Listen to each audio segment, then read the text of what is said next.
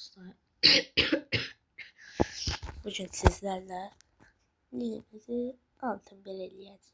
Gördüğünüz gibi esas aşamalarda oyun. Neyse. Onda oyunumuza başlayalım.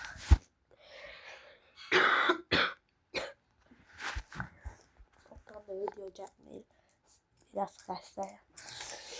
Yorumlara Allah şifa versin yazarsın bence. Neyse. Videomuzu oyun atılsa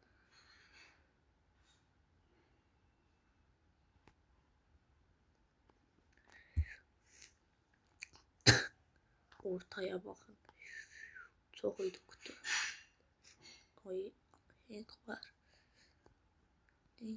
Biz Hank belki problem karakterde bilen bilir. Bazı AFK'da yok. Okey.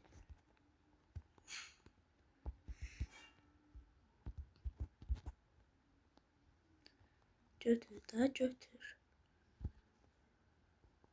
Ay sen yok ulti dondurmak için elemez. %100 öldürmez istemiştim. Neyse. O avanaya göre kurtaramadım. Ay sıra bakıyoruz. Gör ne kadar rahat kutu kırıp burada.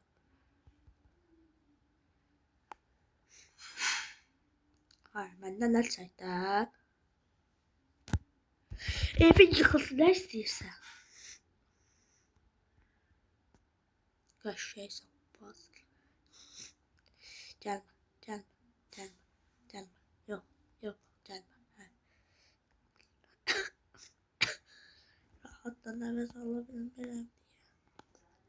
Hava olsun ya. İlk dörttekiler istiyor. Mesela 2 adam daha ölsün. 2 adam. 2 adam. Bana bastı. Aha son bir adam. Ölür mü? Ölür mü? Ölür mü?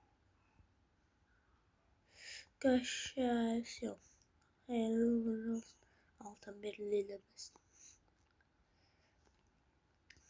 Get ona ben yuha.